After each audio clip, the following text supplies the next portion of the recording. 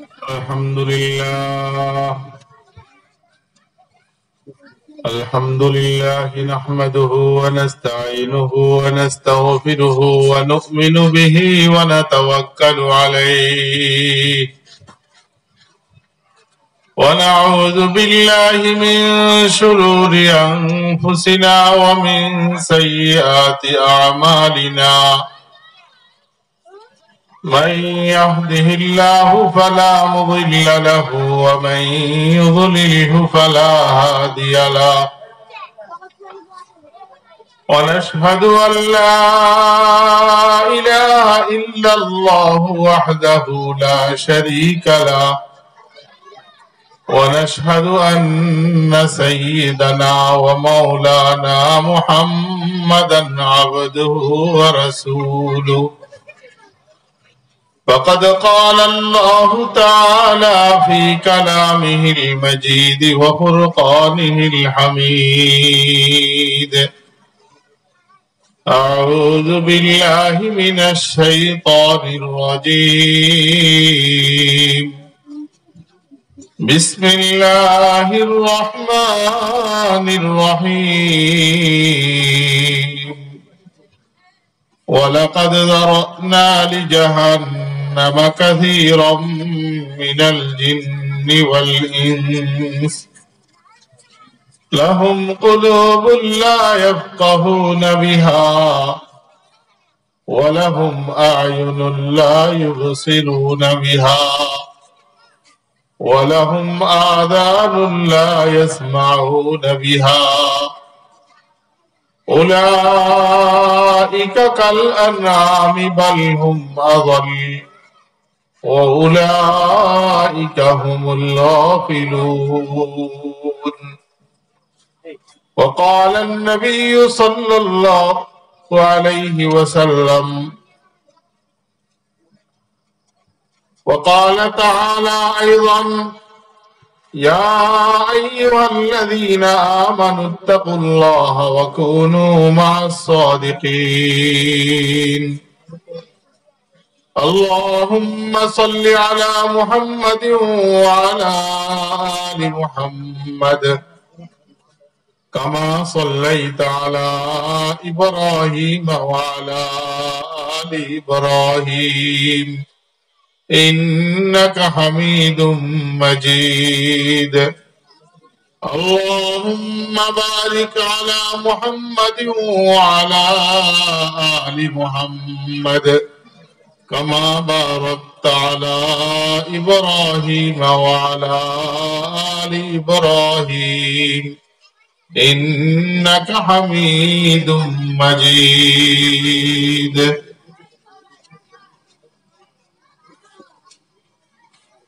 Garments শিল্প শ্রমিকদের উদ্যোগে আয়োজিত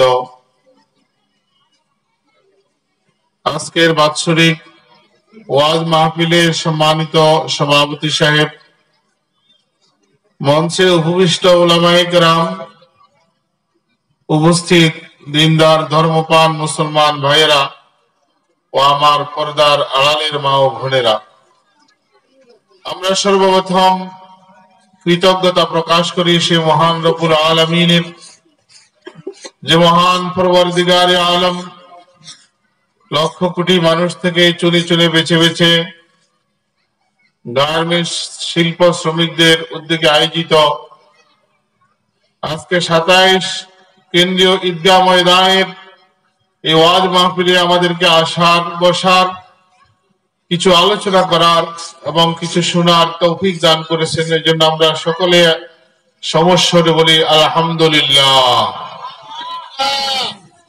আল্লাহ পাক সুবহানাহু ওয়া তাআলা আমাদেরকে আসার মতো তৌফিক দান করেছেন বিদায় আমরা আসতে পেরেছি। যাদের এখনো তৌফিক হয় নাই তারা এখনো আসতে পারে নাই। আমরা দোয়া করি যারা এই মাহফিলের আওয়াজ শুনেছেন তারাও যেন আসতে পারেন এবং মা বোনরা যেন পর্দার আড়ালে থেকে বয়ান শ্রবণ করতে পারেন। আল্লাহ তাআলা সকলকে তৌফিক দান করুন, সকলে বলি আমিন। আজকে যদি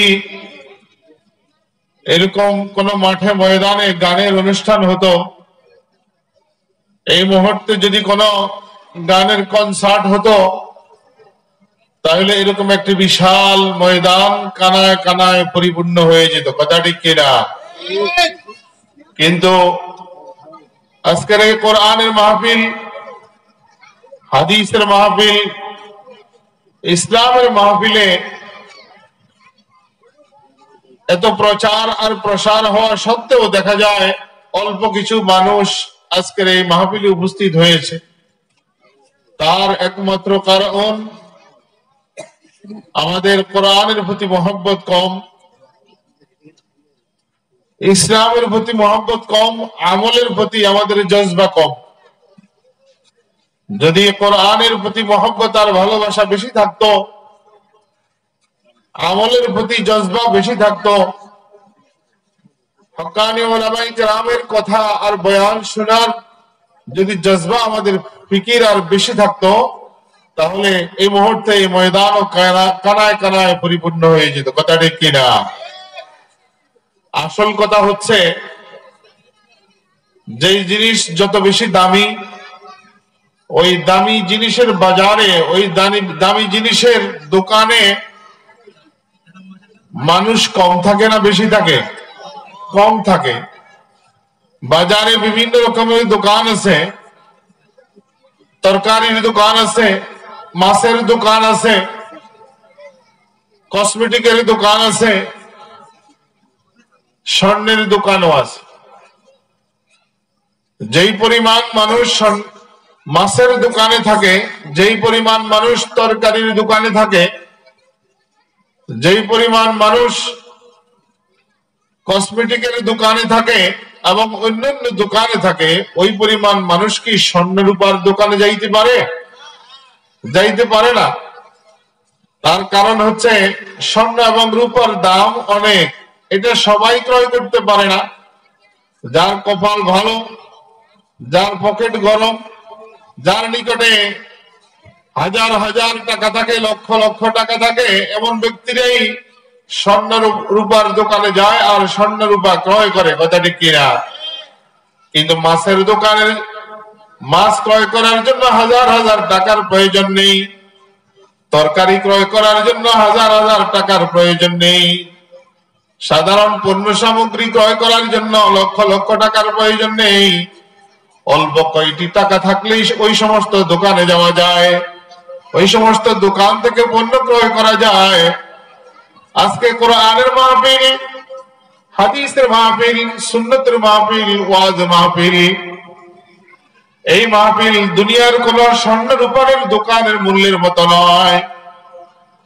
তাম দুনিয়ার মধ্যে যত স্বর্ণ এবং রূপা রয়েছে, তাম দুনিয়ার মধ্যে যত মণিমুক্তা রয়েছে, সমস্ত স্বর্ণ রূপা মণিমুক্তা হীরা জওহরকে যদি একসাথে রাখা হয়, আমার মাওলাই পাকের কোরআনের একটি আয়াতকে যদি এক জায়গায় রাখা হয়, আমার মাওলাই পাকের কোরআনের একটি হরফকে যদি এক জায়গায় রাখা হয়, তাহলে পৃথিবীর সমস্ত সম্পদের মূল্য বেশি হবে নাকি একটি হরফের মূল্য বেশি হবে? সুতরাং কোরআনে কারিমের মাহফিল এটা তো সর্বোচ্চ মূল্যবানের জিনিস। এই মূল্যবান জিনিস সবাই অর্জন করতে পারে না, এই মূল্যবান দোকানে সবাই আসতে পারে না। যার কপাল ভালো, যার ভাগ্য ভালো, সে ব্যক্তি এই কোরআনের মাহফিলে, এই কোরআনের দোকানে আসতে পারে, কথা ঠিক কিনা? যাদের ভাগ্য ভালো তারাই আসতে পারবে, যাদের কপাল পোড়া তারা আসতে পারবে না। হাদিস শরীফের মধ্যে এসেছে, যেখানে কোরআনের আলোচনা হয়, যেখানে হাদিসের আলোচনা হয়, যেখানে জিকিরের আলোচনা হয়, যেখানে জিকির আজকার হয়, সেই মজলিসের চতুর্দিকে জমিন থেকে আসমান পর্যন্ত ফেরেশতারা বেষ্টন করে রাখে, বলি সুবহানাল্লাহ। সুতরাং আজকের এই ওয়াজ মাহফিলের চতুর্দিক থেকে ফেরেশতারা আমাদেরকে আসমান পর্যন্ত বেষ্টন করে রেখেছেন। যারা এই ওয়াজ মাহফিলের প্যান্ডেলের ভিতরে আসতে পারবে, তারাই ওই ফেরেশতাদের বাউন্ডারির ভিতরে থাকতে পারবে। আর যারা এই প্যান্ডেলের ভিতরে আসতে পারবে না, প্যান্ডেলের বাহিরে থাকবে, তারা এই ফেরেশতাদের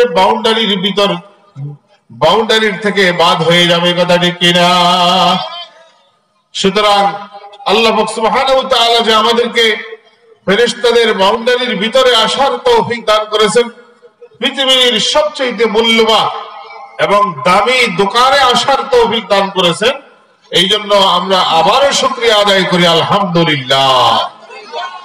আল্লাহ পাক সুবহানাহু ওয়া তাআলা আমাদেরকে এই মজলিসের শুরু থেকে নিয়ে শেষ পর্যন্ত যত আলোচনা হবে, এই আলোচনাগুলো শ্রবণ করে এগুলোর উপরে আমল করার তৌফিক দান করুন, সকলে বলে আমিন। আকায়ে নামদার তাজদারে মদিনা মাহবুব কিবরিয়া জনাবে মুহাম্মদুর রাসূলুল্লাহ সাল্লাল্লাহু আলাইহি ওয়াসাল্লামের দরবারে সাহাবায়ে কেরাম যখন উপস্থিত হতেন, সাহাবায়ে কেরাম রাসূলুল্লাহ সাল্লাল্লাহু আলাইহি ওয়াসাল্লামের আলোচনাগুলো দিলের কানে শুনতেন এবং আমলের নিয়তে শুনতেন, যার কারণে তারা অল্প কথা শুনেও তারা আমলদার হয়ে গেছেন, পৃথিবীর শ্রেষ্ঠ মানুষে রূপান্তরিত হয়ে গেছেন। বলেন সুবহানাল্লাহ। আজও হক্কানি উলামায়ে কেরাম আমাদেরকে যে সমস্ত বয়ানগুলো করেন, সেগুলো যদি আমরা দিলের কানে শুনি এবং যদি আমলের নিয়তে শুনি, তাহলে আমরা হযরত সাহাবায়ে কেরামের মতো কামিয়াব হয়ে যাব, সাহাবায়ে কেরামের মতো আমরা দামি হয়ে যাব। এই জন্য বয়ানের শেষ পর্যন্ত আমরা যাহা কিছু শুনবো সবকিছু আমরা দিলের কানে শোনার জন্য চেষ্টা করব এবং আমলের নিয়তে শোনার জন্য চেষ্টা করব। আল্লাহ পাক সুবহানাহু ওয়া তাআলা আমাদেরকে তৌফিক দান করুন, সকলে বলে আমিন। আল্লাহ পাক সুবহানাহু ওয়া তাআলা কোরআন মাজিদের মধ্যে বলেন, ওয়ালাকাদ যারা'না লিজাহান্নামা কাসীরাম মিনাল জিন্নি ওয়াল ইনস লাহুম কুলুবুন লা ইয়াফকাহুনা বিহা ওয়া লাহুম আ'য়ুনুন লা ইউবসিরুনা বিহা ওয়া লাহুম আযানুন লা ইয়াসমাউনা বিহা উলাইকা কাল আনআমি বাল হুম আযাল ওয়া উলাইকা হুমুল গাফিলুন। আল্লাহ পাক সুবহানাহু ওয়া তাআলা দুনিয়ার মানুষকে সমস্ত মাখলুকের তুলনায় শ্রেষ্ঠ মাখলুক হিসেবে সৃষ্টি করেছেন। বলেন সুবহানাল্লাহ। মানুষকে আশরাফুল মাখলুকাত হিসেবে সৃষ্টি করেছেন। মানুষ ব্যতীত পৃথিবীর মধ্যে আরো হাজার হাজার প্রকারের মাখলুক রয়েছে। কোন কোন রিওয়ায়াত অনুযায়ী 18,000 প্রকারের মাখলুক রয়েছে, কোন কোন বর্ণনা অনুযায়ী 80,000 প্রকারের মাখলুক রয়েছে। যদি 18,000 হয়ে থাকে তাহলে 17,999 প্রকারের তুলনায় মানুষ হলো শ্রেষ্ঠ। বলি সুবহানাল্লাহ। আর যদি 80,000 প্রকারের মাখলুক হয়ে থাকে তাহলে 79,999 প্রকারের মাখলুক থেকে মানুষ হলো সর্বশ্রেষ্ঠ মাখলুক। বলেন সুবহানাল্লাহ। এই যে মানুষকে আল্লাহ তাআলা সর্বশ্রেষ্ঠ মাখলুক হিসাবে সৃষ্টি করেছেন, এখন এখানে প্রশ্ন হলো, দুনিয়ার সমস্ত মানুষ কি শ্রেষ্ঠ, নাকি কিছু মানুষ শ্রেষ্ঠ কিছু মানুষ শ্রেষ্ঠ নয়? এই প্রশ্ন জাগে কিনা? কেননা দুনিয়ার মধ্যে মুসলমানও আছে, কাফেররাও রয়েছে। দুনিয়ার মধ্যে ফেরাউন ছিল, নমরুদ ছিল, হামান ছিল, কারুন ছিল, আবু জাহাল, আবু লাহাব, উতবা, শাইবা ছিল। দুনিয়ার মধ্যে পয়গম্বরগণ ছিল। এখন ফেরাউন, নমরুদ, হামান, কারুন তারাও মানুষ, আম্বিয়া আলাইহিস সালাম মানুষ, সাহাবায়ে কেরাম মানুষ, বর্তমান দুনিয়ার মুসলমানরাও মানুষ, কিয়ামত পর্যন্ত আগেওয়ালা মুসলমানরাও মানুষ। এখন সকল মানুষ এক বরাবর কিনা? কি ভাই, আমাদের নবীর যে মাকাম, ফেরাউনের কি সেই মাকাম? আমাদের নবীর যে মর্যাদা, নমরুদের কি সেই মর্যাদা? আমাদের নবীর যে মর্যাদা, হামান আর কারুনের কি সেই মর্যাদা? একজন সাধারণ, একজন আদনা দরজার মুসলমানের যে মাকাম আর মূল্য, আবু জাহাল, আবু লাহাব, উতবা, শাইবা সহ পৃথিবীর যত কাফের মুশরিক আছে, বেদিন আছে, ইহুদি, নাসারা, হিন্দু, বৌদ্ধ, খ্রিস্টান রয়েছে, সকলকে যদি এক পাল্লায় রাখা হয় আর একজন সাধারণ মুসলমানকে যদি এক পাল্লায় রাখা হয়, তাহলে কার পাল্লা ভারী হবে? একজন সাধারণ মুসলমানের পাল্লা ভারী হবে, একজন সাধারণ মুসলমানের মাকাম বৃদ্ধি হবে। কেননা কাল ময়দানে মাশারে যখন ফয়সালা হয়ে যাবে, ফারিকুম ফিল জান্নাতি ওয়া ফারিকুম ফিস সাঈর। একদল যাবে জান্নাতে, আরেক দল যাবে জাহান্নামে। যারা মুসলমান তারা জান্নাতে যাবে, বলি সুবহানাল্লাহ। আর যারা জাহান্নামে, যারা কাফের মুশরিক তারা জাহান্নামে যাবে। কোথায় যাবে? জাহান্নামে যাবে। তাহলে একজন সাধারণ থেকে সাধারণ মুসলমানের যে মর্যাদা, পৃথিবীর কোন কাফের মুশরিকের সেই মর্যাদা হতে পারে না, কথা ঠিক কিনা?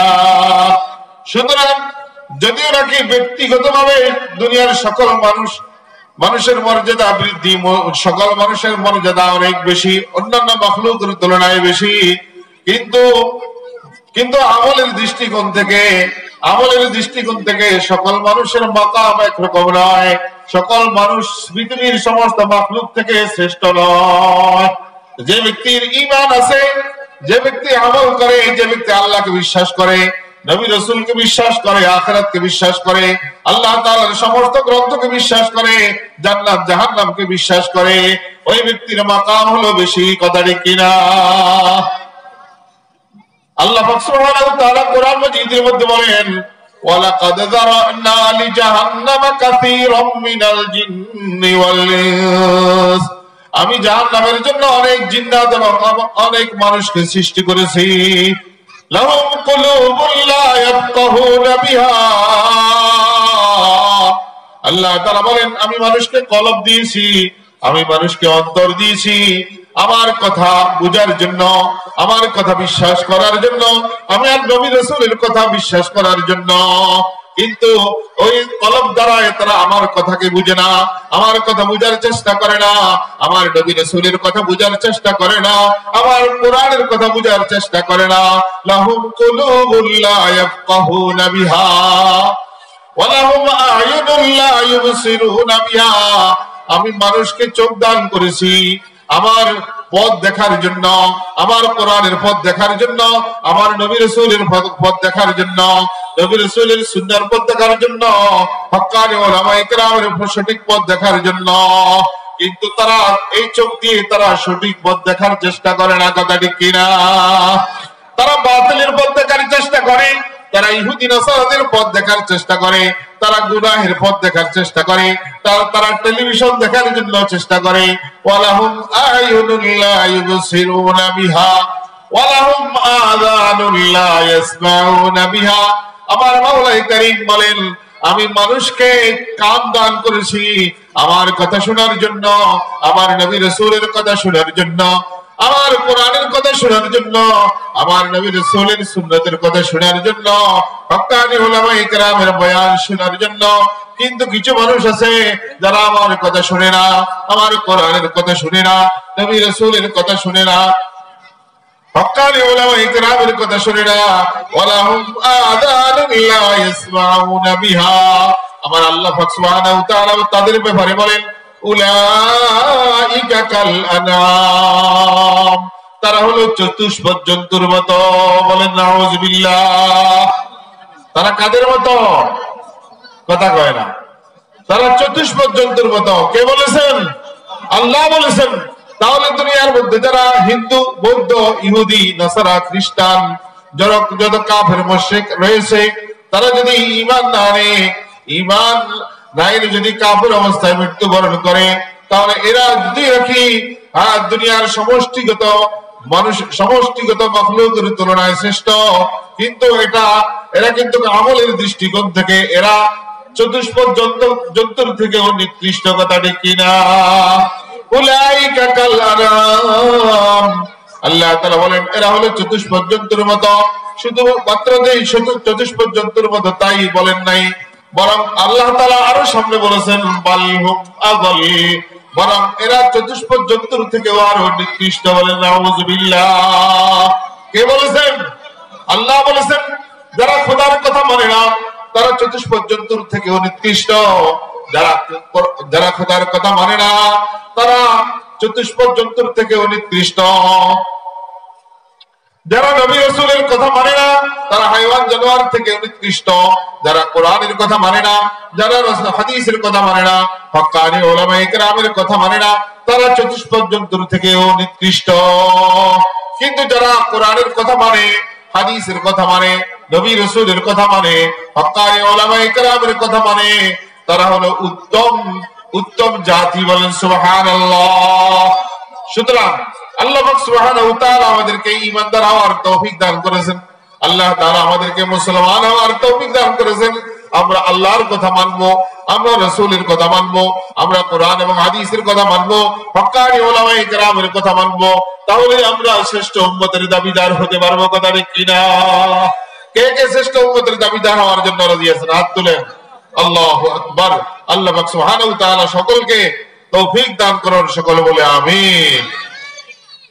আল্লাহ পাক সুবহানাহু ওয়া তাআলা কোরআন মাজিদের মধ্যে বলেন, ওয়াশ-শামসি ইযা ওয়াযুহাহা ওয়াল কমারি ইযা তালাহা ওয়ান নাহারি ইযা জাল্লাহা ওয়াল লাইলি ইযা ইয়াগশাহা والسماء وما بناها والأرض وما طحاها ونفس وما سواها فألهمها فجورها وتقواها। আল্লাহ পাক সুবহানাহু ওয়া তাআলা এই সূরার মধ্যে অনেকগুলো কসম খেয়ে বলেছেন। কসম আল্লাহ তাআলা এই জন্যই করেন, আল্লাহ তাআলার নিকটে যে বস্তুটা দামি, ওই বস্তুর কসম খেয়ে আল্লাহ তাআলা অনেক সময় কথা বলেন। কোরআনে কারীমের মধ্যে আল্লাহ তাআলা অনেক জায়গায় কসম করেছেন, যেমন এই সূরার মধ্যে অনেকগুলো কসম করেছেন। আল্লাহ তাআলা বলেন, আমি সূর্যের কসম খেয়ে বলতেছি, কেননা সূর্য অনেক দামি জিনিস, মানুষের জন্য সূর্য অনেক কি দামি জিনিস। আমি ব্যাখ্যায় যাব না। ওয়াশ-শামসি ওয়াযুহাহা ওয়াল কমারি ইযা তালাহা। আল্লাহ তাআলা বলেন, আমি সূর্যের কসম খেয়ে বলতেছি, সূর্যের আলোর কসম খেয়ে বলতেছি, আমি চন্দ্রের কসম খেয়ে বলতেছি, ওয়াল কমারি ইযা তালাহা ওয়ান নাহারি ইযা জাল্লাহা। আমি দিনের আলোর কসম খেয়ে বলতেছি, ওয়াল লাইলি ইযা ইয়াগশাহা। আমি রাতের কসম খেয়ে বলতেছি, ওয়াল লাইলি ইযা ইয়াগশাহা ওয়াস সামাই ওয়া মা বানাহা। আমি আসমানের কসম খেয়ে বলতেছি এবং আসমান সৃষ্টি যিনি করেছেন তার কসম খেয়ে বলতেছি। আসমান কে সৃষ্টি করেছেন? ওয়াস সামাই ওয়া মা বানাহা ওয়াল আরদি ওয়া মা তাহাহা। আমি জমিনের কসম খেয়ে বলতেছি এবং জমিনকে যিনি বিস্তৃতি করেছেন তার কসম খেয়ে বলতেছি, ওয়াল আরদি ওয়া মা তাহাহা ওয়া নাফসি ওয়া মা সাওয়াহা। কি কসম করেছেন? যে আল্লাহ পাক সুবহানাহু ওয়া তাআলা ওয়া নাফসিহু ওয়া মা সাওয়াহা ফাআলহামাহা ফুজুরাহা ওয়া তাকওয়াহা। এবং আল্লাহ তাআলা মানুষের অন্তরের কসম খেয়ে বলতেছেন যে ফাআলহামাহা ফুজুরাহা ওয়া তাকওয়াহা। আল্লাহ পাক সুবহানাহু ওয়া তাআলা মানুষকে দুইটা গুণ দান করেছেন, একটা হলো ভালো মন্দ দুটোটা, একটা হলো ভালোটা বুঝে সে আমল করবে আর মন্দটা বুঝে সে মন্দ থেকে বিরত থাকবে। এই দুইটা গুণ আল্লাহ তাআলা মানুষকে দান করেছেন। কে দান করেছেন? আল্লাহ তাআলা দান করেছেন। এই দুইটা গুণ পৃথিবীর অন্য কোন মাখলুককে একসাথে দান করেন নাই। অন্যান্য মাখলুককে দান করেছেন এক একটা গুণ। যেমন চতুষ্পদ জন্তুকে দান করেছেন মন্দটা বুঝার গুণ। একটা গরু, একটা প্রাণী, সে মানুষের জমিনের মধ্যে রশি ছেড়ে মানুষের জমিনের থেকে ধান খেয়ে ফেলবে, সে ধান খাওয়ার মজা বুঝে। কথা ঠিক কিনা? সে মানুষের ফসল ভক্ষণ করার মজা বুঝে, কিন্তু অন্যের জমিন থেকে ফসল ভক্ষণ করা, অন্যের জমিনের ফসল খাওয়া, এটা নেয় না অন্যায়? কথা বলে না, এটা নেয় না অন্যায়? এটা যে অন্যায়, সেটা সে অন্যায় বুঝে খায় নাকি না বুঝে খায়? এটা না বুঝে খায়। সে এটা যে অন্যায় এটা সে বুঝে না, কিন্তু এই অন্যায় কাজ করলে যে মজা লাগে এটা বুঝে। কথা ঠিক কিনা? অন্যের জমিনের ধান খাইতে তার নিকটে মজা লাগে, এই জন্য সে ধান খায়, কিন্তু এটার কি শাস্তি হবে, এটার কি অপরাধ হবে সে এটা বুঝে না। আল্লাহ সুবহানাহু ওয়া তাআলা ওই শাস্তি বুঝার তৌফিক আল্লাহ তাআলা মাখলুককে দেন, চতুষ্পদ জন্তুকে দেন নাই। এমনই ভাবে আল্লাহ সুবহানাহু ওয়া তাআলা ফেরেশতাকে সৃষ্টি করেছেন। ফেরেশতার মধ্যে একটা গুণ দান করেছেন যে অন্যায় কাজ করলে কি শাস্তি হবে, অন্যায় কাজ করলে কি অপরাধ, অন্যায় কাজ করলে কি ক্ষতি, এটা ফেরেশতাকে বুঝার মতো তৌফিক দান করেছেন। ফেরেশতা বুঝে আমি যদি আল্লাহর হুকুম পালন না করি আমাকে শাস্তি ভোগ করতে হবে, আমি যদি আল্লাহর হুকুম পালন না করি আমাকে জাহান্নামে জ্বলতে হবে। এই জন্য ফেরেশতাকে এই বুঝ দেওয়ার কারণে ফেরেশতা আল্লাহ তাআলার আযাব আর গজবের ভয়ে, ফেরেশতারা আল্লাহ তাআলার জাহান্নামের ভয়ে কোনো অপরাধ করে না। তারা আজীবন কিয়ামত পর্যন্ত তারা আল্লাহ তাআলার হুকুম পালন করে যাবে। বলেন সুবহানাল্লাহ। সুতরাং চতুষ্পদ জন্তুকে মজা বুঝার তৌফিক দিয়েছেন, শাস্তি বুঝার তৌফিক দান করেন নাই। আর ফেরেশতাকে শাস্তি বুঝার তৌফিক দান করেছেন, কিন্তু অন্যায় কাজ করলে কি মজা হবে এইটা বুঝার তৌফিক দান করেন নাই। একজন মানুষ বিবাহ করলে এটার কি মজা সে বুঝে, এই কথাটি কিনা, কিন্তু বিবাহের কি মজা এটা ফেরেশতা বুঝে না। একজন মানুষ খানা খাইলে কি মজা এটা বুঝে, কিন্তু ফেরেশতারা খানার কি মজা এটা বুঝে না। কি ভাই বুঝে না। সুতরাং এই দুইটা গুণ একসাথে মানুষ ব্যতীত, মানুষ এবং জিন্নাত ব্যতীত অন্য কোন মাখলুককে আল্লাহ তাআলা দান করেন নাই। এই দুইটা গুণ একসাথে আল্লাহ তাআলা মানুষকে দান করেছেন। মানুষ ভালোটাও বুঝে, মানুষ মন্দটাও বুঝে। মানুষ ভালো কাজ করলে কি লাভ হবে, ভালো কাজ না করলে কি ক্ষতি হবে, অন্যায় কাজ করলে, অপরাধ করলে, গুনাহ করলে কি লাভ হবে, কি ক্ষতি হবে, এটা মানুষ বুঝে। এই বুঝ দান কে করেছেন? আল্লাহ। এই বুঝ আল্লাহ তাআলা দান করেছেন। এই জন্যই আল্লাহ পাক সুবহানাহু ওয়া তাআলা মানুষকে পৃথিবীর মধ্যে সর্বশ্রেষ্ঠ মাখলুক হিসেবে স্বীকৃতি দিয়েছেন। বলেন সুবহানাল্লাহ। সুতরাং প্রশ্ন হলো, আল্লাহ পাক সুবহানাহু ওয়া তাআলা অন্যান্য মাখলুককে এই দুইটা গুণ দান করেন নাই, মানুষকে এবং জিন্নাতকে কেন দান করেছেন? কি ভাই প্রশ্ন জাগে কিনা? মানুষ এবং জিন্নাতকে আল্লাহ তাআলা এই দুইটা গুণ দান করেছেন এই জন্য, যেহেতু আল্লাহ পাক সুবহানাহু ওয়া তাআলা মানুষের জন্য আখিরাতে দুইটা জিনিস রেখেছেন যেটা অন্য মাখলুকের জন্য রাখেন নাই। একটা হলো জান্নাত আর একটা হলো জাহান্নাম। একটা হলো জান্নাত আর একটা কি? জাহান্নাম। যে ব্যক্তি আল্লাহর হুকুম পালন করবে, যে ব্যক্তি নবী রাসূলের তরিকা অনুযায়ী চলবে, যে ব্যক্তি হক্কানি উলামায়ে কেরামের কথা অনুযায়ী চলবে, তাদের জন্য আল্লাহ পাক সুবহানাহু ওয়া তাআলা বেহেশতে জান্নাত রেখেছেন। বলেন সুবহানাল্লাহ। আর যারা আল্লাহর কথা মানবে না, নবী রাসূলের কথা মানবে না, আল্লাহর হুকুম রাসূলের তরিকা অনুযায়ী চলবে না, হক্কানি উলামায়ে কেরামের কথা অনুযায়ী চলবে না, তাদের জন্য জাহান্নাম রেখেছেন। কি রেখেছেন? জাহান্নাম রেখেছেন। সুতরাং এই দুইটা হলো আল্লাহ তাআলার পক্ষ থেকে, একটা হলো নিয়ামত আরেকটা হলো শাস্তি। একটা হলো নিয়ামত আরেকটা হলো শাস্তি। আর মানুষ পুরস্কার বা শাস্তি কখন পায়? পরীক্ষার মধ্যে যদি ফলাফল, যার পরীক্ষার ফলাফল ভালো হবে সে পুরস্কার পাবে, যার পরীক্ষার ফলাফল খারাপ হবে সে শাস্তি পাবে। কথাটি কিনা? সে শাস্তি পায়। স্কুল কলেজে মাদ্রাসায় যে সমস্ত ছাত্রছাত্রীরা পড়ালেখা করে তারা যদি ভালো ফলাফল করে তাহলে তারা পুরস্কার পায়, কিন্তু যে সমস্ত ছেলে মেয়েরা পড়ালেখা করে না, ফেল করে, তাদেরকে মাতা পিতাও শাস্তি করে, উস্তাদরাও শাস্তি করে। করে কিনা? করে। সুতরাং এই যে ফলাফল, এই ফলাফলটা আল্লাহ তাআলা দিবেন আখিরাতে মৃত্যুর পরে, কিন্তু এই ফলাফলের পরীক্ষা কেন্দ্র হলো দুনিয়া। এই ফলাফলের পরীক্ষা কেন্দ্র কোথায়? দুনিয়া। আল্লাহ সুবহানাহু ওয়া তাআলা বান্দাকে পরীক্ষা করার জন্য এই দুইটা গুণ দান করেছেন। ভালোটা বুঝার তৌফিক দান করেছেন, মন্দটাও বুঝার তৌফিক দান করেছেন, যেই দুইটা গুণ অন্য কোন মাখলুককে দান করেন নাই। সুতরাং আল্লাহ সুবহানাহু ওয়া তাআলা আমাকে আশরাফুল মাখলুকাত হিসেবে সৃষ্টি করেছেন। আমি যদি আল্লাহর হুকুম মানি, আমি যদি রাসূলের তরিকা অনুযায়ী চলি, হক্কানি উলামায়ে কেরামের কথা অনুযায়ী চলি, কোরআন এবং হাদিস অনুযায়ী চলি, তাহলে আমার রেজাল্ট ভালো হবে, আমার ফলাফল ভালো হবে, আমার ফলাফল জান্নাত হবে। বলেন সুবহানাল্লাহ। আর আমি যদি আল্লাহর হুকুম রাসূলের তরিকা অনুযায়ী না চলি, কোরআন এবং হাদিসের কথা অনুযায়ী না চলি, আমি যদি হক্কানি উলামায়ে কেরামের কথা অনুযায়ী না চলি, তাহলে আমার ফলাফল খারাপ হবে, শেষ পর্যন্ত আমাকে জাহান্নামে চলে যেতে হবে। বলেন নাউযুবিল্লাহ। আল্লাহ সুবহানাহু ওয়া তাআলা কোরআন মাজিদের মধ্যে বলেন, ওয়াত-তিনি ওয়াজ-যাইতুন ওয়া তুরি সিনিন ওয়া হাযাল বালাদিল আমিন।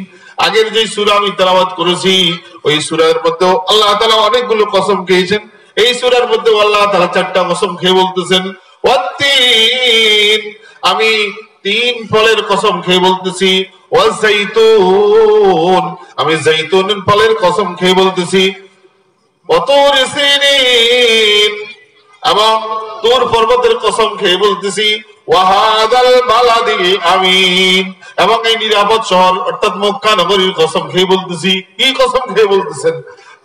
লাকাদ খালাকনাল ইনসানা ফি আহসানি তাকওয়িম, আমি মানুষকে সমস্ত মাখলুক থেকে সবচাইতে সুন্দর করে সৃষ্টি করেছি। বলেন সুবহানাল্লাহ। মানুষের মতো সুন্দর আল্লাহ পাক সুবহানাহু ওয়া তাআলা পৃথিবীর মধ্যে অন্য কোন মাখলুককে সৃষ্টি করেন নাই। এক ব্যক্তি তার স্ত্রীকে বলল যে তুমি যদি তাদের থেকে সুন্দর না হও তাহলে তুমি তালাক।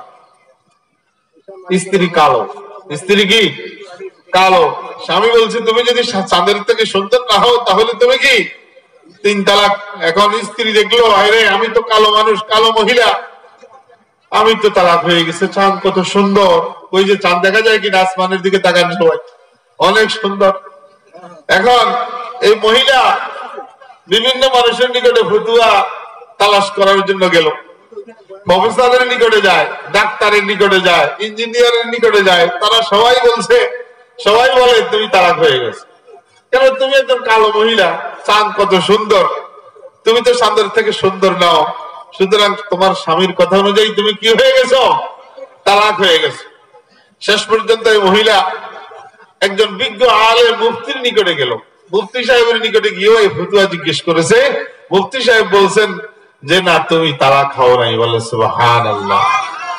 বলে ওরা বললো ডাক্তার সাহেব, প্রফেসর সাহেব, ইঞ্জিনিয়ার সাহেব বলতেছে তালাক হয়ে গেছি, আপনি বলতেছেন তালাক হয় নাই, এটার প্রমাণ কি? বলে এটার প্রমাণ তো আল্লাহ সুবহানাহু ওয়া তাআলা কোরআন মাজিদের মধ্যে বলেছেন, আমি কি বলবো? কথা ঠিক কিনা? আল্লাহ তাআলা বলেন লাকাদ খালাকনাল ইনসানা ফি আহসানি তাকওয়িম, আমি আল্লাহ পাক সুবহানাহু ওয়া তাআলা মানুষকে সমস্ত মাখলুক থেকে সব সুন্দর করে সৃষ্টি করেছি। বলেন সুবহানাল্লাহ। তাহলে সমস্ত মাখলুকের মধ্যে চাঁদও রয়েছে, তাহলে চাঁদের থেকেও মানুষ সুন্দর। মানুষ যদি অনেক কালা হোক না কেন, কিন্তু কালা হলেও তার মধ্যে লাবণ্যতা আছে, কালা হলেও তার মধ্যে সৌন্দর্যতা আছে, আছে কিনা? আছে। কালা হলে যে সে খারাপ এরকম না। কি ভাই, আফ্রিকান মানুষ কি আমাদের দেশের মানুষের মধ্যে সুন্দর? তারা তো সবাই কালো, ওই জন্য কি তারা খারাপ? খারাপ না।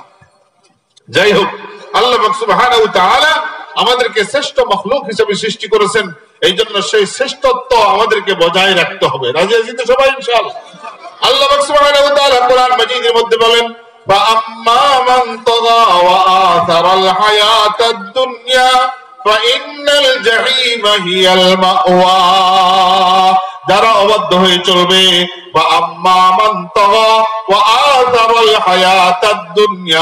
এবং আখিরাতের তুলনায় দুনিয়াকে প্রাধান্য দিবে, শুধু দুনিয়া দুনিয়া দুনিয়া দুনিয়া উপার্জনের পিছনে তারা ব্যস্ত, যেরকম ভাবে বর্তমান জমানার মানুষ। কথা ঠিক কিনা? অনেক মানুষ আছে দুনিয়া ছাড়া কোনো কিছু বুঝে না। আল্লাহ সুবহানাহু ওয়া তাআলা আমাকে এই পৃথিবীর মধ্যে কেন সৃষ্টি করেছেন, আমাকে কি হুকুম করে সৃষ্টি করেছেন, ওই সমস্ত গুলোর দিকে কোনো ভ্রুক্ষেপ নাই। আমরা অনেক মানুষ আছি যারা এই কালিমাটাও পারি না। কথা ঠিক কিনা? কালিমা লা ইলাহা ইল্লাল্লাহু মুহাম্মাদুর রাসূলুল্লাহ, এটা যে সহি শুদ্ধ করে পড়বো এটাও জানি না। নামাজ কাকে বলে জানি না, রোজা কাকে বলে জানি না, হজ কাকে বলে জানি না। আবার অনেক মানুষ আছে নামাজ পড়ে, কিন্তু নামাজ কিভাবে পড়তে হবে, নামাজের মধ্যে কয়টা ফরজ, নামাজের মধ্যে কয়টা সুন্নত, কয়টা ওয়াজিব, কয়টা মুস্তাহাব, এগুলো কিছুই জানি না। হয়তো ইমাম সাহেবকে দেখছি এইভাবে এইভাবে সে নামাজ পড়তেছে, তার দেখা দেখি আমিও দাঁড়াই, আমিও রুকুতে যাই, আমিও সিজদা করি, হ্যাঁ তার পিছনে নামাজ পড়ি, কিন্তু কিভাবে পড়তে হবে, কিভাবে একা একই যখন নামাজ পড়বো তখন কি পড়বো, আর ইমাম সাহেবের বাহিরে ইমাম সাহেব যেগুলো পড়তেছেন সেগুলোর যে কেরাত পড়তেছেন, কেরাতের বাহিরে আমাকে কি কি পড়তে হবে সেগুলো আমি জানি না। তাহলে আমি কি শিখলাম? এই জন্য আল্লাহ সুবহানাহু ওয়া তাআলা কোরআন মাজিদের মধ্যে বলেন ফাআম্মা মান তাগা ওয়া আসারাল হায়াতাদ দুনিয়া ফাইন্নাল জাহিমা হিয়াল মাওয়া, যারা আল্লাহর অবাধ্য হয়ে চলে, নবী রাসূলের অবাধ্য হয়ে চলে এবং আখিরাতের তুলনায় দুনিয়াকে প্রাধান্য দেয়, তারা জাহান্নামী। বলেন নাউযুবিল্লাহ। কে বলেছেন? আল্লাহ তাআলা বলেছেন। আল্লাহ তাআলার কথা মিথ্যা নয়, আল্লাহ তাআলার কথা সত্য। সুতরাং ভাই ও বন্ধুরা আমার, আমরা দুনিয়া অর্জন করবো তাতে কোনো অসুবিধা নাই। দুনিয়ার মধ্যে চলতে হলে টাকা পয়সার প্রয়োজন আছে, দুনিয়ার মধ্যে থাকতে হলে ঘর বাড়ির প্রয়োজন আছে, দুনিয়ার মধ্যে থাকতে হলে বসবাস করতে হলে জামা কাপড়ের প্রয়োজন আছে, সেগুলো আল্লাহ তাআলা উপার্জন করার কথা কোরআনের মধ্যে বলেছেন। আল্লাহ তাআলা বলেন ফাইযা কুদিয়াতিস সালাতু ফান্তাশিরু ফিল আরদি ওয়াবতাগু মিন ফাযলিল্লাহ। বান্দা তুমি যখন আমার হুকুমটা পালন করবা, যখন তুমি নামাজ আদায় করবা, তখন তুমি তোমার কর্মক্ষেত্রে চলে যাও, সেখানে গিয়ে তুমি আমার অনুগ্রহ তালাশ করো।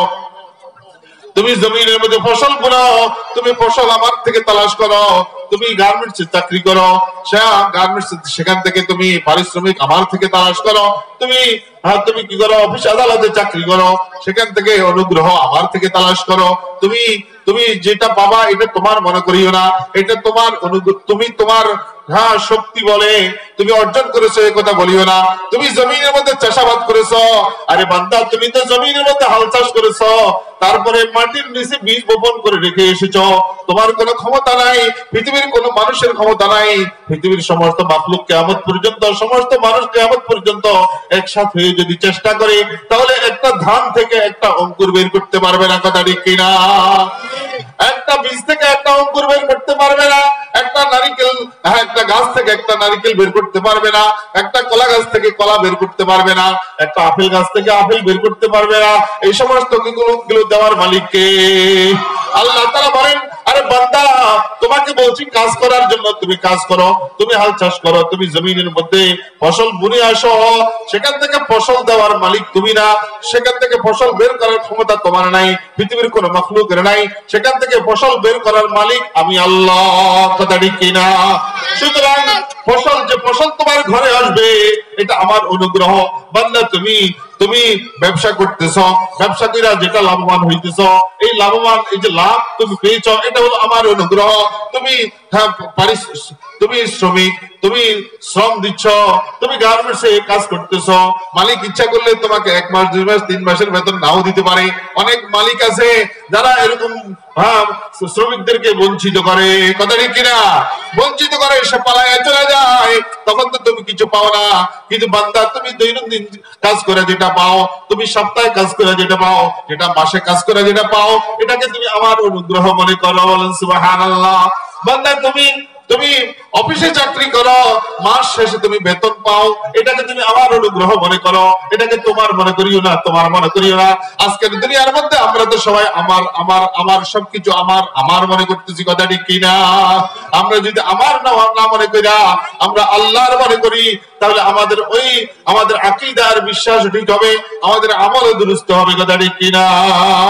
সুতরাং আল্লাহ তাআলা দুনিয়া অর্জন করার জন্য বলেছেন, কিন্তু এই দুনিয়ার পিছনে তুমি পড়ে তোমার আমলকে বরবাদ করো না।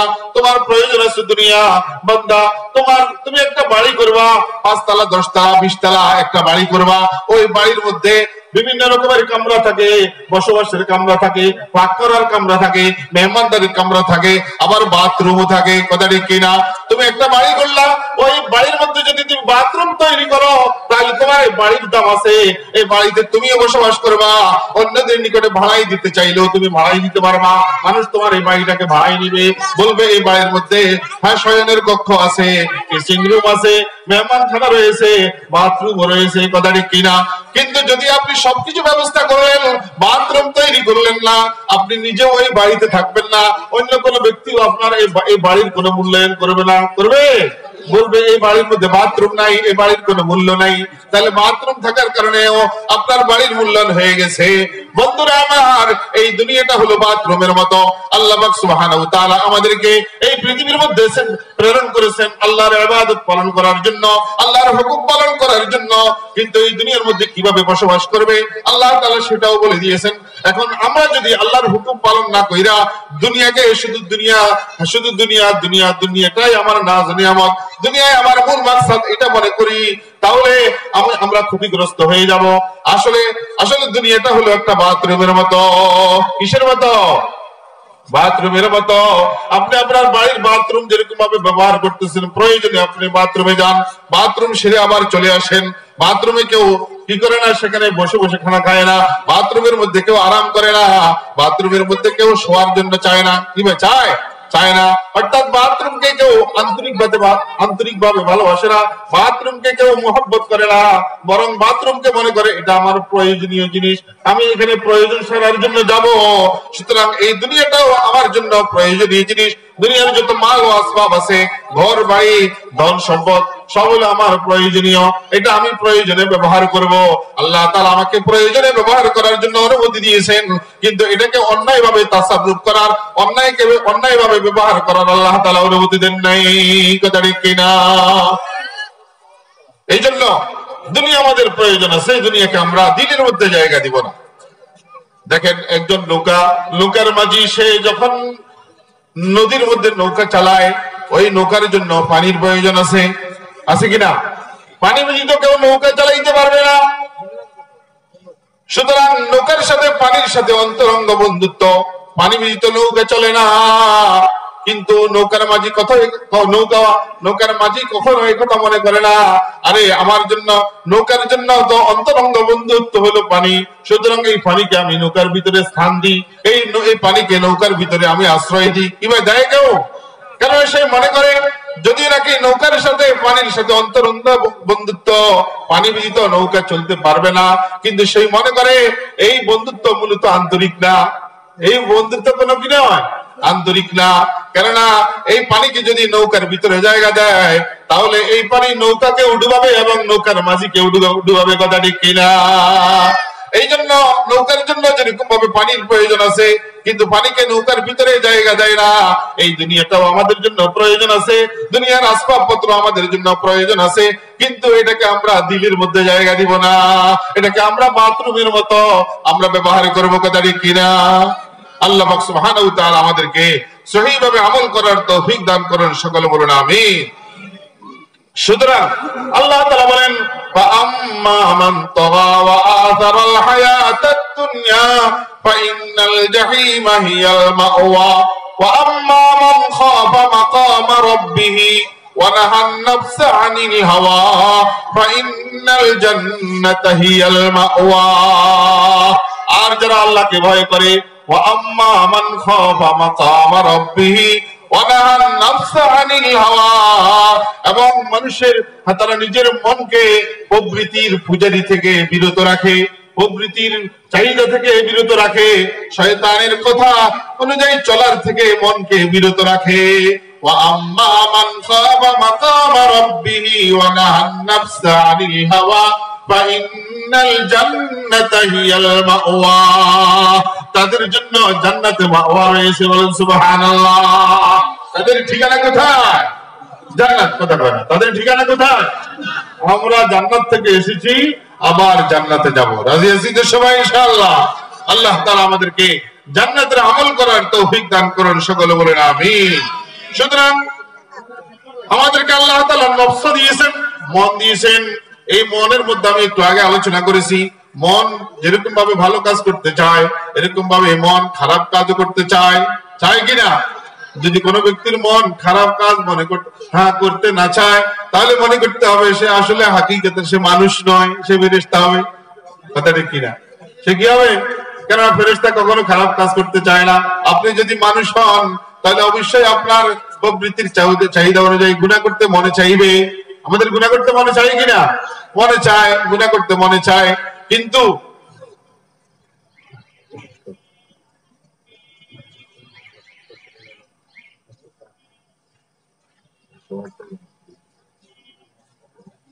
ঠিক আছে, একটা শেষ করবো। তাহলে এই যে আমাদের যে নফস, আমাদের যে প্রবৃত্তি, আমাদের মন গুনাহ করতে চায়, কিন্তু এই গুনার থেকে আমাদেরকে বিরত থাকতে হবে। গুনার থেকে কি থাকতে হবে? বিরত থাকতে হবে। এখন গুনার থেকে বিরত থাকা এটা একটা সাধনার বিষয়। কিসের বিষয়? যে কোনো ব্যক্তি চাইলেই সে গুনার থেকে বিরত থাকতে পারে না। গুনার থেকে বিরত থাকার জন্য চেষ্টা, মুজাহাদা, সাধনা করতে হয়। এখন যারা সাধনা করবে তাদের জন্য সাধকের প্রয়োজন। কিসের প্রয়োজন? সাধকের প্রয়োজন। এই সাধনাটা দ্বীনি কাজে, অর্থাৎ তাজকিয়ায়ে নফস, এই নিজের নফসকে, নিজের মনকে গুনাহ থেকে বিরত রাখার জন্য যে কোনো উস্তাদের প্রয়োজন, যে কোনো মুরব্বির প্রয়োজন, যেরকম ভাবে আল্লাহ পাক সুবহানাহু ওয়া তাআলা উম্মতকে গুনাহ থেকে বাঁচানোর জন্য পৃথিবীর মধ্যে যুগে যুগে আম্বিয়া আলাইহিস সালামকে প্রেরণ করেছেন। কাদেরকে প্রেরণ করেছেন? আম্বিয়া আলাইহিস সালামকে প্রেরণ করেছেন। আম্বিয়া আলাইহিস সালামের নিকটে তাদের উম্মতরা ছিল, আমাদের নবীর নিকটে সাহাবায়ে কেরাম ছিল। আমাদের হযরত সাহাবায়ে কেরাম রাসূলুল্লাহ সাল্লাল্লাহু আলাইহি ওয়াসাল্লামের সান্নিধ্যে গিয়ে, রাসূলুল্লাহ সাল্লাল্লাহু আলাইহি ওয়াসাল্লামের সংস্পর্শে গিয়ে, রাসূলুল্লাহ সাল্লাল্লাহু আলাইহি ওয়াসাল্লামের সুহবতে গিয়ে রাসূলুল্লাহ সাল্লাল্লাহু আলাইহি ওয়াসাল্লাম যা কিছু তাদেরকে বলেছেন সে অনুযায়ী তারা কি করেছেন? আমল করেছেন। রাসূলের সুহবত পেয়ে সে সঠিকভাবে আমল করে তারা সঠিক দিক নির্দেশনা পেয়েছেন। কথা ঠিক কিনা? বর্তমান জমানায় কোন পয়গম্বর নাই, বর্তমান জমানায় কোন নবী রাসূল নেই, কিয়ামত পর্যন্ত আর কোন পয়গম্বর আসবে না, কিয়ামত পর্যন্ত কোন নবী রাসূল আসবে না। তাহলে আমরা আমাদের দ্বীন কোরআন কার থেকে শিখবো, আমরা হাদিস কার থেকে শিখবো, আমরা সুন্নাত কার থেকে শিখবো, আমরা আমাদের কলবকে পবিত্র কাদের মাধ্যমে করব? সাহাবায়ে কেরাম নবীর মাধ্যমে করেছেন। সাহাবায়ে কেরাম কার মাধ্যমে করেছেন? নবীর মাধ্যমে করেছেন। এখন তো কোনো নবী নাই, তাহলে আমাদেরকে করতে হবে কার মাধ্যমে? আল্লাহ রাসূল সাল্লাল্লাহু আল্লাহ তাআলা কোরআন মাজিদের মধ্যে বলেন, ইয়া আইয়ুহাল্লাযীনা আমানু আতিউল্লাহ ওয়া আতিউর রাসূল ওয়া উলি আমরি মিনকুম। আল্লাহ সুবহানাহু ওয়া তাআলা এখানে বলতেছে যখন কোন নবী থাকবে না, তার নবীকে তোমরা পাবে না, তোমরা কি করো? হক্কানি উলামায়ে কেরামের আনুগত্য করো। কার আনুগত্য করবে? হক্কানি উলামায়ে কেরামের আনুগত্য করবে। আল্লাহ রাসূল সাল্লাল্লাহু আলাইহি ওয়াসাল্লাম বলেছেন, ইন্নাল উলামা ওয়ারাসাতুল আমবিয়া। উলামায়ে কেরাম হলেন আম্বিয়া আলাইহিস সালামের ওয়ারিস। উলামায়ে কেরাম কার ওয়ারিস? আম্বিয়া আলাইহিস সালামের ওয়ারিস। সুতরাং আমাদেরকে দ্বীন শিখতে হলে, আমাদেরকে আমল করতে হলে হক্কানি উলামায়ে কেরামের নিকটে যাইতে হবে, তাদের সুহবতে যেতে হবে। বলে হক্কানি উলামায়ে কেরাম কারা? আমি এই কথা বলে শেষ করতেছি। আল্লাহ পাক সুবহানাহু ওয়া তাআলা কোরআন মাজিদের মধ্যে বলেন, রব্বানা ওয়াবআস ফীহিম রাসূলাম মিনহুম ইয়াতলু আলাইহিম আয়াতিকা ওয়া ইউআল্লিমুহুমুল কিতাবা ওয়াল হিকমাতা ওয়া ইউযাক্কিহিম। হক্কানি আলেম, হক্কানি পীরের জন্য চারটা শর্ত। কয়টা শর্ত? চারটা শর্ত। আমাদের পয়গম্বর হযরত মুহাম্মদ মুস্তাফা সাল্লাল্লাহু আলাইহি ওয়াসাল্লামকে দুনিয়ার বুকে প্রেরণ করার প্রায় 2000 বছর পূর্বে হযরত ইব্রাহিম আলাইহিস সালাম আল্লাহ তাআলার নিকটে দোয়া করেছেন, হে আল্লাহ, রব্বানা ওয়াবআস ফীহিম রাসূলাম মিনহুম, আপনি আমার উম্মত থেকে অর্থাৎ আমার গোত্র থেকে আপনি এমন রাসূল প্রেরণ করুন, ইয়াতলু আলাইহিম আয়াতিকা, যে নবী তার উম্মতের নিকটে আপনার আয়াত তেলাওয়াত করবে। কি তেলাওয়াত করবে? এক নম্বর শর্ত হলো কোরআন শরীফ। যিনি কোরআন শরীফ তেলাওয়াত করতে পারেন তিনি হক্কানি আলেম হবেন। ইয়াতলু আলাইহিম আয়াতিকা ওয়া ইউআল্লিমুহুমুল কিতাবা, এবং তিনি মানুষদেরকে কোরআন শিক্ষা দিবেন। কোরআন কি দিবেন? শিক্ষা দিবেন। ওয়া ইউআল্লিমুহুমুল কিতাবা ওয়াল হিকমাতা, 3 নম্বর হলো এই কোরআনের মধ্যে যে সমস্ত বিধিবিধান রয়েছে এই বিধিবিধানের উপর আমল করার জন্য কলা কৌশল শিক্ষা দিবেন। ওয়াল হিকমাতা ওয়া ইউযাক্কিহিম, 4 নম্বর হলো যিনি মানুষের কলবকে পবিত্র করবেন, মানুষকে কি করবেন? আত্মশুদ্ধি করবেন। তাহলে কয়টা শর্ত? 4টা শর্ত। রাসূলুল্লাহ সাল্লাল্লাহু আলাইহি ওয়াসাল্লামের নিকটে 4টা গুণ ছিল। রাসূলুল্লাহ সাল্লাল্লাহু আলাইহি ওয়াসাল্লাম কোরআন শরীফ তেলাওয়াত করতেন কি করতেন না? করতেন। রাসূল সাহাবায়ে কেরামকে কোরআন শিখিয়েছেন কিনা? রাসূল সাহাবায়ে কেরামকে কোরআনের উপর আমল করার জন্য কলা কৌশল হিকমত অর্থাৎ মাসালা বর্ণনা করেছেন কিনা? রাসূলুল্লাহ সাল্লাল্লাহু আলাইহি ওয়াসাল্লাম তাজকিয়ায়ে নফস অর্থাৎ আত্মশুদ্ধি করাইছেন কিনা? করাইছেন। সুতরাং যে ব্যক্তি নবীর ওয়ারিস হবে, যারা হক্কানি আলেম বলে দাবি করবে, যারা হক্কানি পীর বলে দাবি করবে, তাদের মধ্যে এই 4টা গুণ থাকতে হবে। এই 4টা গুণ যার মধ্যে থাকবে সে হক্কানি আলেম হতে পারবে, সে হক্কানি পীর হতে পারবে। যার মধ্যে এই 4টা গুণের কোনো একটা গুণ থাকবে না সে ব্যক্তি হক্কানি আলেম হওয়ার দাবি করতে পারবে না, হক্কানি পীর হওয়ারও দাবি করতে পারবে না। কথা ঠিক কিনা? সুতরাং আমরা কোরআন শিখতে হলে, হাদিস শিখতে হলে, মাসালা জানতে হলে, আমাদের তাজকিয়ায়ে নফস করতে হলে আমরা যাদের মধ্যে এই 4টা গুণ আছে আগে লক্ষ্য করব তার মধ্যে 4টা গুণ আছে কিনা। যদি তার মধ্যে এরকম 4টা গুণ থেকে থাকে আমি তার সুহবতে যেতে পারি, তার সান্নিধ্যে যেতে পারি, তার থেকে মাসাইল জিজ্ঞেস করতে পারি, তার মাধ্যমে আমি আত্মশুদ্ধি করাইতে পারি, কোনো অসুবিধা নাই। কিন্তু বর্তমান দুনিয়ার মধ্যে অনেক মানুষ আছে, অনেক পীর পীর আছে যারা কোরআন শরীফ তো দূরের কথা আউযু বিল্লাহটাও সহি শুদ্ধ করে পড়তে পারে না, আছে কিনা? আমি এখন নাম বলবো না, নাম বলার সময় নাই। আউযু বিল্লাহ বলার আউযু বিল্লাহ বিসমিল্লাহটাও শুদ্ধ করে পড়তে পারে না, কিন্তু তারা নিজেদেরকে নিজেরা পীর বলে দাবি করে। এরা কি হক্কানি পীর না ভণ্ড পীর? ভণ্ড পীর আছে কিনা বাংলাদেশে? আছে, আছে, হাজার হাজার আছে, হাজার হাজার যত মাজার আছে ওই সমস্ত মাজারের মধ্যে যারা এখন পীরগিরি দাবি করে এরা সবাই এক কথায় ভণ্ড পীর। কথা বুঝে আসছে? এরা ভণ্ড পীর। আমরা ওই সমস্ত মাজারের পীরদের নিকটে যাব না, আমরা হক্কানে ওলামায়ে কেরামের নিকটে যাব, হক্কানে ওলামায়ে কেরাম থেকে দ্বীন শিখানোর জন্য চেষ্টা করব। রাজি আছি তো সবাই ইনশাআল্লাহ? আর যদি ওই সমস্ত মাজারি ওই সমস্ত ভণ্ড পীরদের নিকটে যাই যাদের নিজের কলমে পবিত্র নাই, তারা আরেকজনের কলম কিভাবে পবিত্র করবে? কথা ঠিক কিনা? আরে ভাই, একজন পীর হওয়ার জন্য তো এক নম্বর কবিরা গুনাহ থেকে বেঁচে থাকাটা শর্ত। এখন যেই দরবারের মধ্যে যে পীর সাহেবের নিকটে পুরুষও যায় মহিলাও যায়, সেখানে কবিরা গুনাহ হয় কিনা? কবিরা গুনাহ হয় কিনা? একজন পুরুষের জন্য পর্দা করা ফরজ কি ফরজ না? একজন নারীর জন্য পর্দা করা ফরজ কি ফরজ না? এখন বহুত দরবার আছে, ওই সমস্ত দরবারের মধ্যে দেখা যায় পুরুষও যায় মহিলাও যায়, আবার ঢোল তবলাও বাজায়। বাজায় কিনা?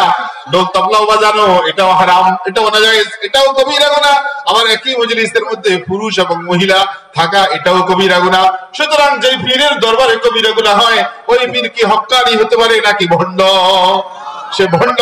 আমরা এই সমস্ত ভণ্ড পীরদেরকে, এই সমস্ত ভণ্ড পীর থেকে আমরা বিরত থাকবো, দূরে থাকবো।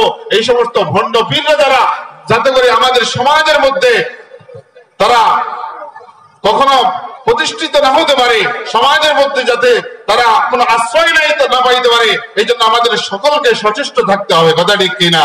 ওই যে গত 2-3 দিন আগে যে খুরতই ব্যাংকপাড়া মসজিদের আব্দুল মজিদ সাহেবের উপরে কাওয়ালি গায় এরকম এক ভণ্ড তার উপরে আক্রমণ করেছে, বলেন নাউযুবিল্লাহ। সে হুজুরকে দাওয়াত দিছে যে মিলাদ মাহফিলের, কিন্তু হুজুর জানতে পারলো এখানে কি হইতেছে, কাওয়ালি হইতেছে। ওই যে মাজারের মধ্যে যে ঢোল তবলা হয় এগুলো হইতেছে। হুজুর যায় না বিদায় হুজুরের উপরে আক্রমণ করেছে। এই যত মাজার ফন্দিওয়ালা, যত কাওয়ালি গাওনেওয়ালা, এগুলো সব ভণ্ড। কথা ঠিক কিনা? বিস্তারিত বলার এখন সময় নাই, সময় থাকলে অনেকক্ষণ বলতাম। যাই হোক, যে কথাগুলো বলেছি, যদিও নাকি অল্প সময় বলেছি, অল্প কথা বলেছি, গুরুত্বপূর্ণ কথা।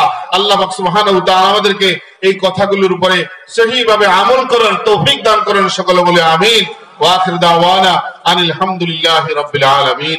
আসসালামু আলাইকুম ওয়া রাহমাতুল্লাহি ওয়া বারাকাতুহু।